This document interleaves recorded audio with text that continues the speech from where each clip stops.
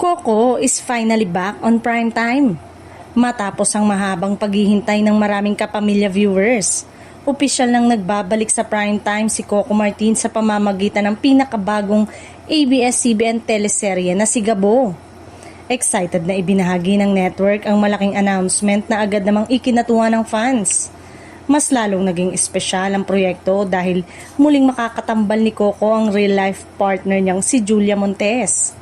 Matagal nang hinihintay ng supporters ang pagbabalik ng tambalang Coco Jul, kaya naman mabilis na nagtrending sa social media ang naturang balita matapos itong i-post ng ABS-CBN. Ayon sa anunsyo ng network, mapapanood na ang si Gabo simula June 22 bilang bahagi ng primetime bida lineup. Marami ang agad nagpahayag ng excitement dahil kilala si Coco Martin sa paggawa ng mga teleseryeng punong-puno ng aksyon, drama at makapigil hiningang eksena.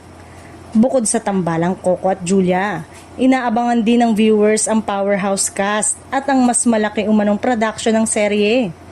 Ayon sa ilang netizen, posibleng eto na naman ang maging susunod na programang magdodomina sa primetime television. Mapapanood ang si Gabo sa Kapamilya Channel, A2Z, All TV, Kapamilya Online Live, I Want at TFC.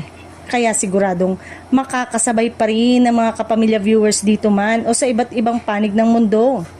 Dahil dito, mas marami ang na-excite sa official trailer at sa mga susunod na pasabog ng serye. Habang papalapit ang premiere date, lalo pang umiinit ang anticipation ng fans na matagal ding na-miss mapanood si Coco Martin sa primetime.